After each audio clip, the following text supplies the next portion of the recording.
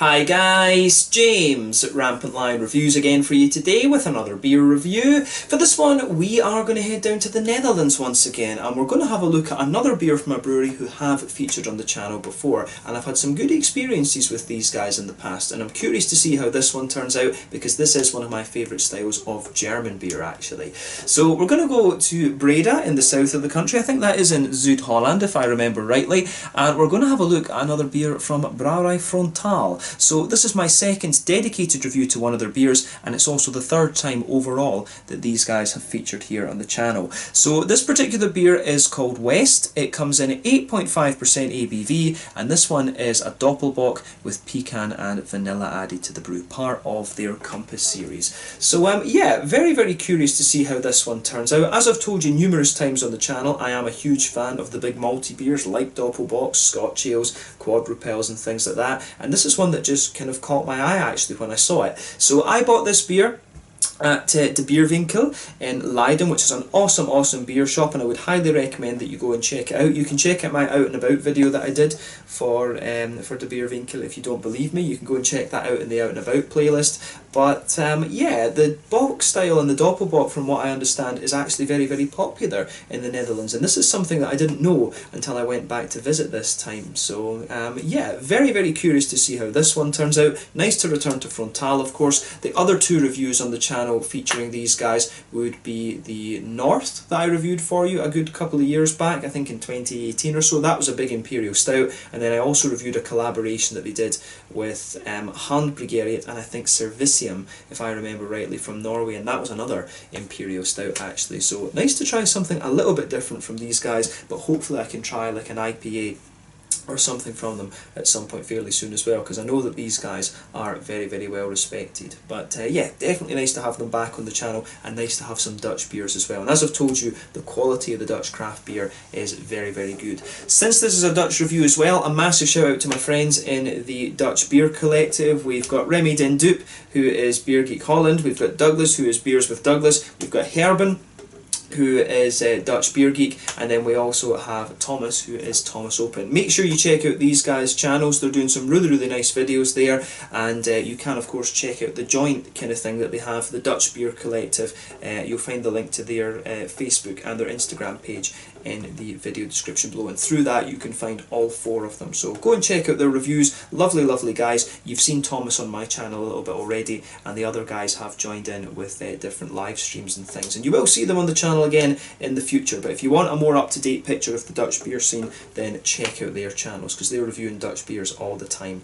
But yeah, let's see how we get on with this one then. I'm very curious about this. Like I said, always good to have a nice Doppelbock here on the channel. So as always with my reviews then, I'll tell you a little bit about the brewery before we taste the beer. If you want to get straight to the tasting, just fast forward.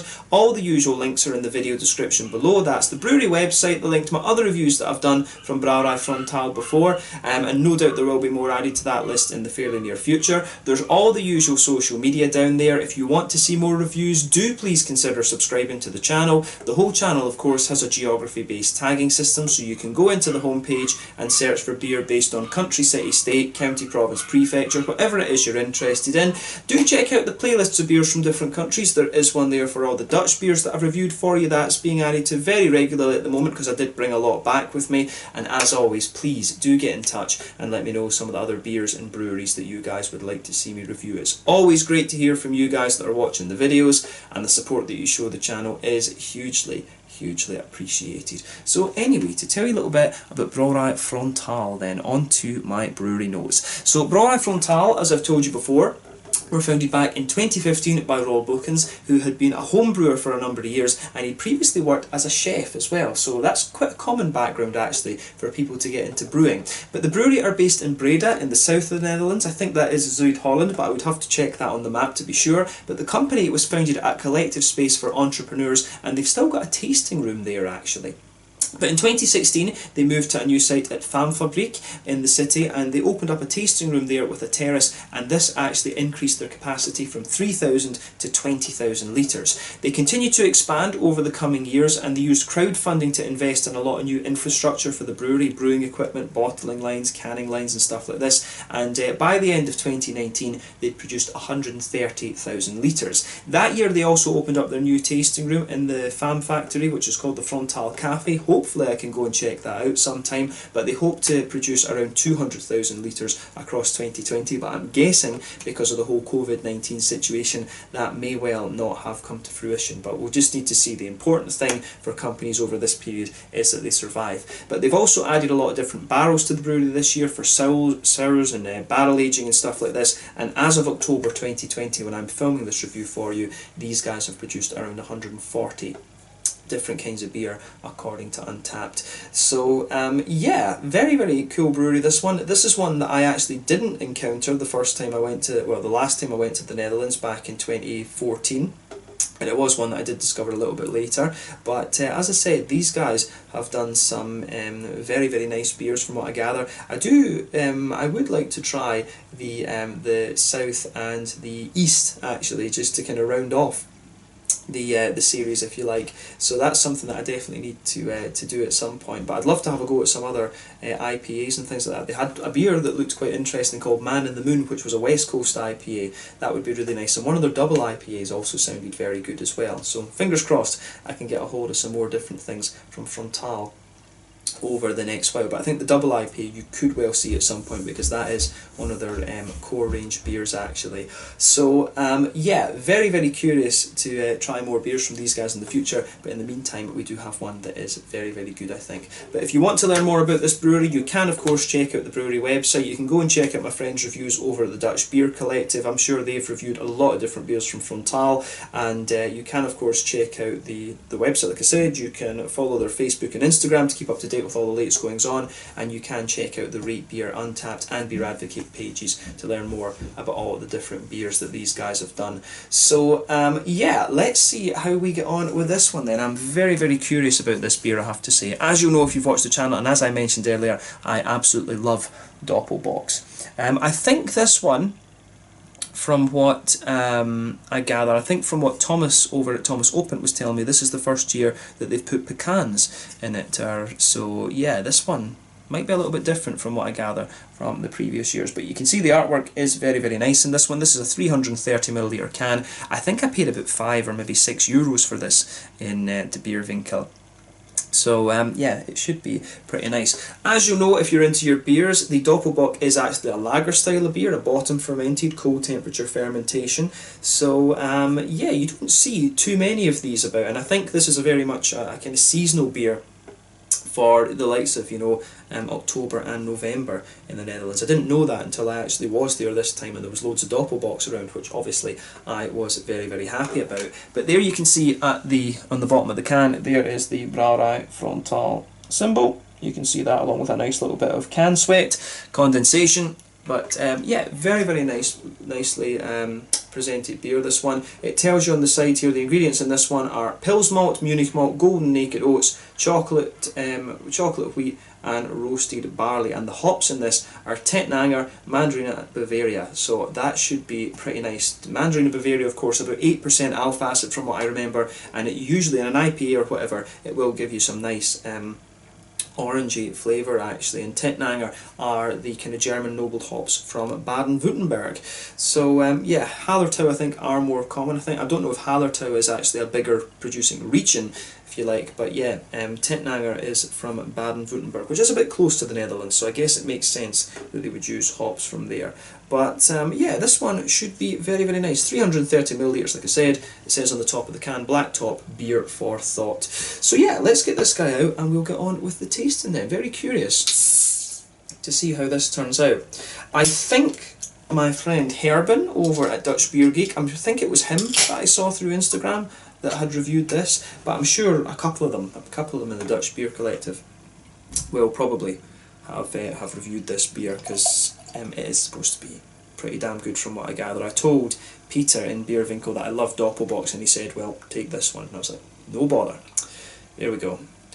So yeah, this one I have to say does look pretty damn nice, and that's one of the darker Doppelbocks I have to say that I've come across. So yeah, you could see when this beer poured, it had a tiny little bit, maybe even a quarter, maybe about a quarter finger of a frothy, I would say kind of fawn coloured head, but you can see that's just faded away to be pretty much nothing actually. But if we shine the light through this beer, I will tell you this is one of the darkest sort of ebony rosewood colours that you're going to come across. That is very, very dark. So I'm guessing that that will be down to a combination of the types of malt that's used in here, but probably this beer has had a little bit of a longer boil. Those are the two factors that affect the colour of your beer. The length of the boil, because it makes the sugars caramelise a bit more, and that gives you, that can be, you know, good for a big thick mouthfeel. That's what they do in a lot of these kind of big sweet pastry stout sort of things, and it is, as I say, down to the actual type of malt that you use as well. Those are the two main things to change the colour of your beer. So I would guess that this beer has had it does obviously have some darker malts in it. This is common for a Doppelbock, but just going by the colour of that, pretty sure that's a slightly longer boil in there. And you can see just from sugaring the beer a little bit, it has got a nice little bit of oiliness to it there. But you can see the head has receded, and it's just leaving a nice kind of foamy, kind of fawn coloured layer around the edge of the glass. There's one or two big bubbles sticking towards the side of the glass, but you can see a steady stream of smaller bubbles just going up towards the top of it there. To the top of the head, or the underside of where the head should be. But yeah, it certainly looks very, very nice. Not out of the realms of possibility for a Doppelbock in terms of its appearance, but definitely one of the darker ones I've come across within this style bracket. Nothing wrong with that. So yeah, it looks the part. Let's have a little look at the aroma then and just see how we get on with this one. I'm very, very curious about this, as I've said already. Ooh, that does smell very nice. Yeah, I have to say, I love the smell of a good Doppelbock. As I said earlier, and as you know if you've watched the channel for any length of time, I love these big sweet malty beers. Massive fan of Scotch ales, being Scottish of course that's kind of natural. Doppelbocks, quadrupels, I love these kind of things. Rauch beers as well have a special place in my heart. That was where my whole love of beer began. So yeah, this one I have to say is very nice. Hell of a lot of brown sugar in this one. That's kind of what you want from a Doppelbock. You do want a good bit of brown sugar. So yeah, aroma of this beer, I have to say, it is very, very nice. I mean, straight away with this one you're getting a lot of that kind of treacly molasses sort of thing. It comes across as very, it's got a good degree of sweetness to it as well, but you can straight away get those highly caramelised, treacly molasses sort of things going on. Underneath there is a wee bit of a kind of brown bready note. You do get a little bit of that typical German rye bready quality out of this one, but I find this one really leans towards those nice kind of highly caramelised brown sugars. Of course, the nut is playing quite a big role in this one. They've added in pecans as a sort of adjunct to the beer. You do get a good nutty component out of this one. But what I would say about this beer does have a good little bit of complexity to it because of the different malts and stuff they've used in it. And it's got a lovely smoothness to it as well, which I would assume is because of the oats that it has. But yeah, it does have just everything that you would expect of a Doppelbock. So like I say, you can smell the nice kind of bready base to this one, and it's quite a brown, almost like German rye bready type quality. There's a bit of that kind of wheaty bitiness to it. You do get a little bit of that out of it, but yeah, it's quite a nice big brown bready and bread crusty base that the beer has. You've got a lovely big kind of treacly molasses brown sugary note in there. There's a little bit of sweet caramel to it as well, and I want to say there's a wee touch of biscuit in there, but for me it's those big, highly caramelised sort of treacly brown sugars that start to kind of dominate in this one. But yeah, I like how that goes together. You can smell the vanilla coming out of this one as well, and the vanilla comes across quite nicely actually. It just adds a bit of sweetness almost at the front of the nose of the beer, and I think that helps bring out some of the oaty smoothness in this one a little bit more as well. It feels unusual to say that about a Doppelbock, but you can just smell that the sort of underpinning factors in this beer are just that little bit smoother. Of course, you would expect maybe a slightly more kind of almost rustic bready quality to come out of this beer. But the bready notes that I was talking about earlier, they do come across as very, very smooth. So yeah, the malty notes to this one are just absolutely lovely. Yeah, and you get the pecans in there towards the front of the nose, the vanilla. The adjuncts are coming out of this one and just adding, they really just add to the depth of the beer. They don't really alter it too much and make it too sweet as adjuncts can sometimes do, but they just give you a nice little bit of depth to it. So yeah, thumbs up to Brouwerij Frontaal for this one. They've done a nice job of this, I have to say. So yeah, the aroma, that malty side of the beer is very, very nice. Lots of treacle and molasses, like I said, a little bit of a sweeter caramel, and also some nice kind of biscuity qualities in there as well, which I really like. In terms of the hoppy side of things, it is kind of what you'd expect. Both of these hops, of course, are German. The Doppelbock is not the most commonly hoppy style, of course, but yeah, a little bit of that kind of noble earthiness in there. You get some nice floral aromatic notes, but I think the beer overall, it leans towards a little bit more of that kind of smoother, grassy kind of thing, and of course you do have a wee bit of a nice fruity character coming out of this one. So for me, I'm surprised they didn't use a little bit of Northern Brewer in this, as opposed to the Mandarin Bavaria. I'm not sure if how common that is to use the Mandarin Bavaria in Doppelbocks for the more traditional breweries. Probably a lot of the craft breweries will do it in Germany, but Mandarin Bavaria, I think this could well be the first time I've had that in a Doppelbock, so that should make it quite interesting. But yeah, you do almost get a wee bit of that kind of orangey thing out of it, which is a really weird thing to pick up in a Doppelbock, I have to say, at least, you know, when it's mainly traditional ones that I've drunk. I'd love to have a go at some of the American takes on the Doppelbock, actually, because there's supposed to be some very, very good ones over there. I've had a Japanese one or two and one or two Scottish as well. The Scottish ones tend to be good because obviously Scotch ales aren't a million miles away. But yeah, the aroma that comes out of this beer on the fruity side is quite interesting. For me, there's a good little bit of a juicy kind of blackcurranty blackberry note. You do get some of the figgy notes, but you've also just got that little kind of undertone of kind of orangey character to this one as well, actually, which is quite interesting. So yeah, nice little bit of a kind of, I say, candied strawberry, juicier figs in there, some blackcurrant blackberry notes, and just a wee touch of an orangey note from the Mandarin Bavaria. And it's interesting that, because Mandarin Bavaria, as I say, in an IPA or a light coloured beer, a light malt base, that's going to give you orange all day, but in this one you just get a little kind of hint of it, which is kind of interesting. But yeah, take a little bit of time and just have a look at it. But I think this one smells very, very nice, so take a wee bit of time and go over that. But now we're going to taste this one. So this one is the West 2020 edition from Brouwerij Frontaal, a Doppelbock at 8.5% ABV with pecans and vanilla, from Breda in the south of the Netherlands. Let's get stuck into this one. Always nice to have some Dutch beer reviews for you here on the channel. Let's get stuck in. Slange, skål, proost.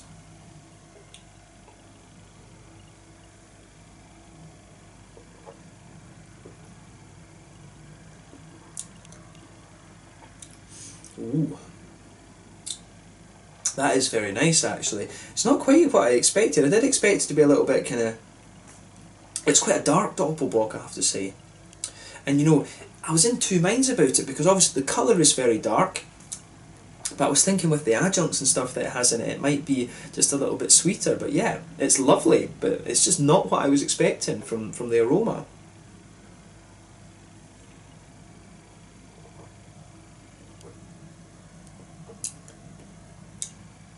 Yeah, that's interesting. I mean, this beer, I really like this, but yeah, it just takes a different approach to what I thought it was going to be. Yeah, this is really, really interesting. Yeah, this is definitely one of the darker and almost slightly drier Doppelbocks that I've come across in all the years doing the channel, but it certainly strikes me very, very nicely, I have to say. I like this one. So yeah, good.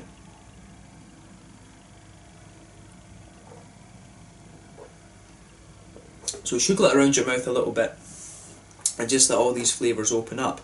But yeah, this one's nice, and it's actually a bit more of a kind of straight shooter than I thought it was going to be. So yeah, straight away with this beer, you do get a little bit of an almost well-fired bread crust. That blankets the middle of your tongue.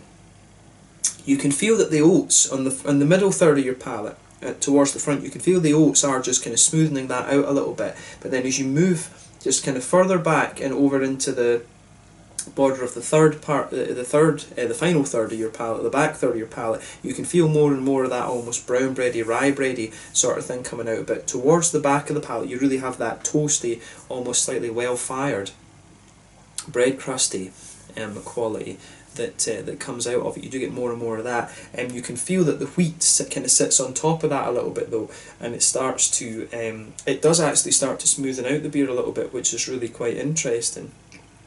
So it's a really interesting backbone that this beer has. As I say, well-fired bread crust for me forms the backbone. It does get a little bit more kind of roasty and toasty the further you go into the aftertaste, and you do get more of that. You can feel a little bit of dryness opening up in the middle of the palate there, particularly on that border between the middle third of your tongue and the back third of your tongue. You do get that kind of toasty, well-fired bread crust in there.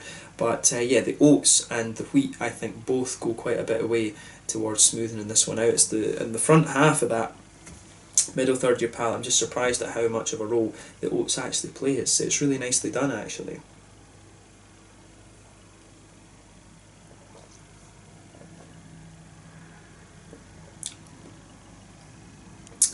Yeah, I like this one. This is a beer, I think this one takes a little bit of time to kind of open up. I can feel it starting to get slightly sweeter already, so be aware with this one. When you take it in, it does come across as very sort of dark, and really the brown sugary notes are almost like well fired in this one, which is quite interesting, whereas normally you might expect a Doppelbock to be a little bit sweeter than this, but I think it does just take a little bit of time to build.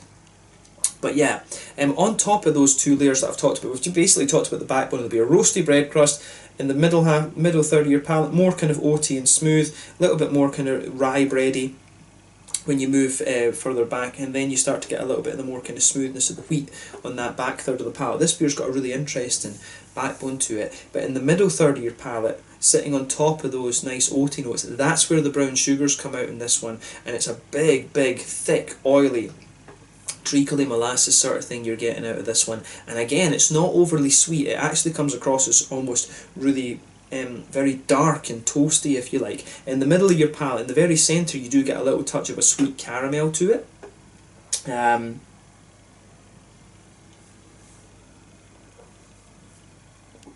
Yeah, when the liquid's on your tongue, this beer comes across as being very, very sweet. So I like that you've got that really how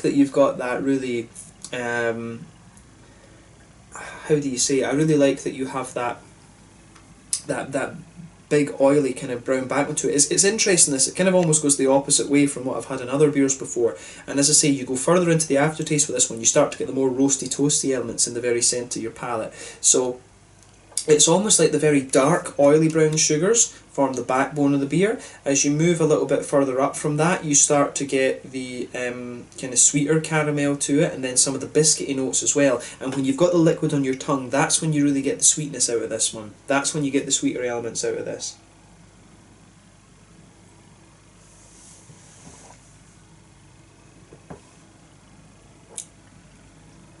So yeah, I do like how this one, I really like how that goes together in this beer. It's very, very nice.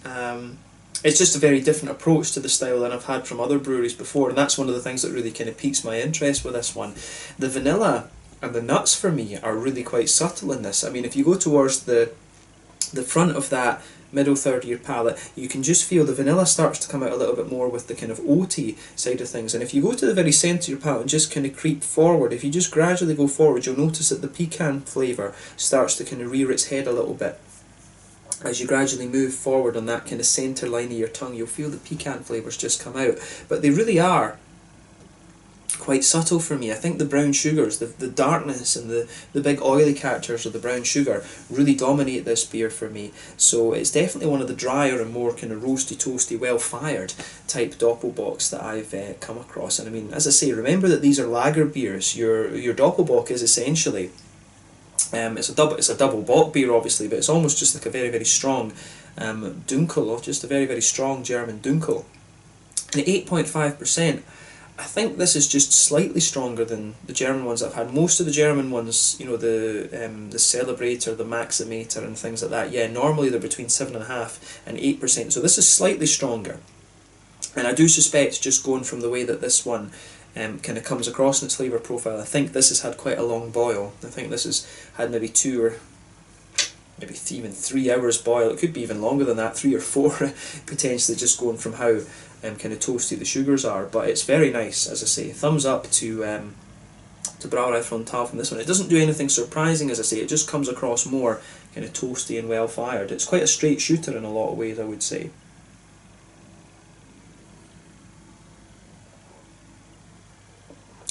But it's, as I say, it is really nicely done. You can feel the breadiness, I think, brightens up a little bit in this one. You get a bit more of that sweetness out of those kind of almost German rye bready qualities in this beer.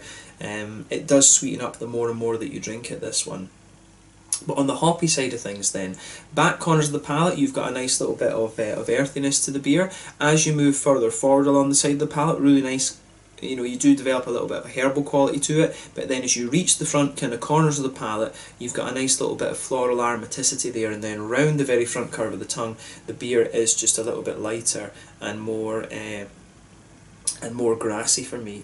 So yeah, it's what you'd expect on the green side of things, but I think the earthiness does have a little bit more prominence, and I think that builds as you move further into the aftertaste as well. On the front third of your palate, that's where you get that nice oily bubble where the juicy fruity esters push their way out of the beer, and this one again is quite interesting in that sense, because it is a little bit different.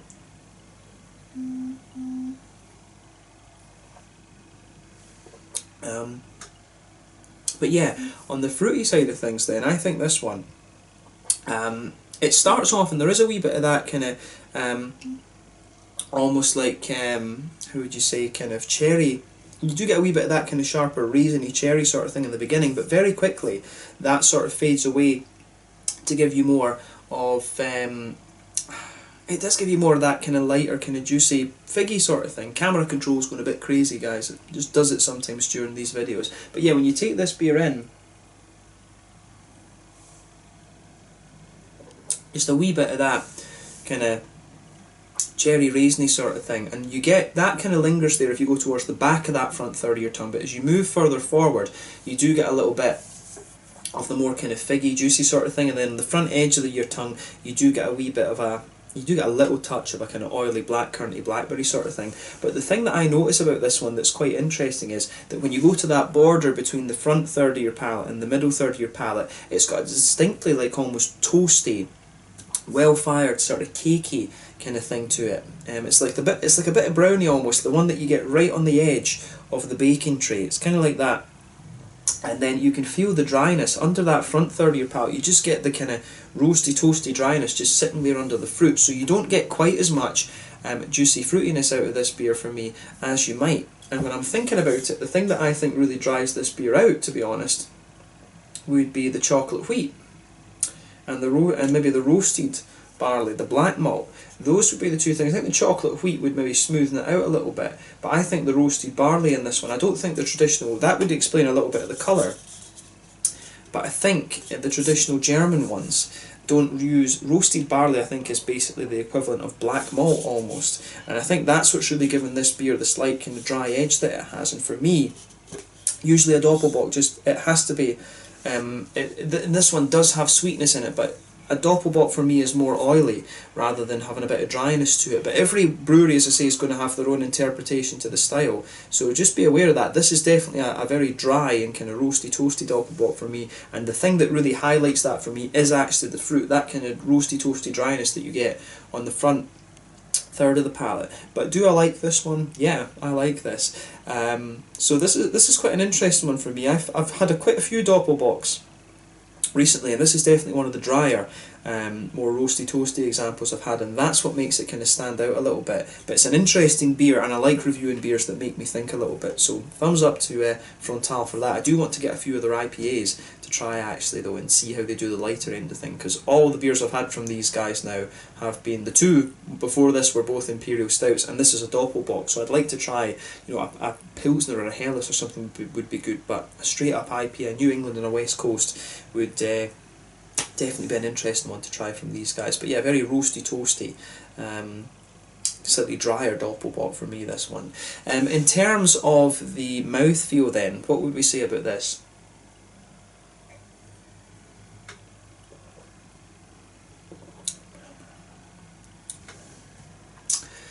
Yeah, it's quite a full body beer. I put this at top end of mid body, bottom end of full body. The carbonation is very smooth. It's got a good little bit of oiliness to it.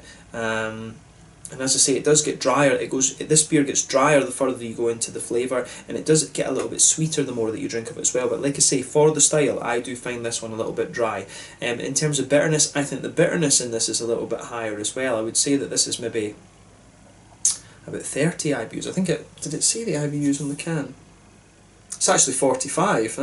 Yeah, that makes sense because of the roasty kind of black characters with it. But yeah, I would have thought that was 30. I mean, this is one of the things, as I say, the hoppy bitterness from this beer isn't too high. I think most of the bitterness is actually coming from the malty side of this one. So yeah, I think if it was only the hops, you'd probably be on about 25-ish IBUs for this beer, but the malts really are contributing to the bitterness in this beer for me. I'm surprised that it's as high as 45 in some ways, but not in others. But yeah, nice kind of big malty quality to it, like I say, nice and roasty and toasty, but also a good little bit of breadiness in there. There is a bit of sweetness builds out of this one. There's a little bit of juicy fruitiness there, but really the roasty toasty malts in this one start to kind of take over this beer a little bit, and I would suspect that it's the roasted barley that's in this. The Germans don't normally add this, so that's what makes this beer a little bit unique in that sense. It is a bit of a drier, kind of more roasty toasty Doppelbock actually. So yeah, one that's definitely made me think, is it a nice beer though? Yes. The two adjuncts that are in this, the pecan and the vanilla, I think they act as a really nice kind of subtlety and add a lot of depth to the beer too, so I would give this beer that as a thumbs up as well. But yeah, let's leave it at that for this one. I think this has been an interesting one to review, so I hope that you guys have enjoyed another Dutch beer review here on the channel, so we'll leave it there. So yeah, this was the 2020 edition of West, the Doppelbock from Brouwerij Frontaal in Breda in Zuid-Holland in the Netherlands, an 8.5% Doppelbock with pecan and vanilla added to the brew. Really interesting one to review. As I said, nice to have another Dutch beer for you here on the channel, so I hope that you guys have enjoyed this. So yeah, once again, thank you for watching my beer reviews. Until the next time, please like, subscribe, share, all the usual YouTube stuff. Let me know your own thoughts on this beer in the comment section below. Let me know what your favourite beers are from Brouwerij Frontaal as well. I'd love to try a few more from these guys because they are very, very well respected. And do make sure you check out my friends over at the Dutch Beer Collective as well. You'll find the link, as I said, to their Facebook and their Instagram in the video description below, and you can find all 4 of the individual profiles and stuff down there as well. But thank you again for watching, and I'll catch you guys very soon. The West 2020 edition, 8.5% Doppelbock with pecan and vanilla from Brouwerij Frontaal in Breda in the south of the Netherlands. Slange, skål, cheers, and do make sure you check out Beerwinkel in Leiden as well, where this beer was bought. Cheers.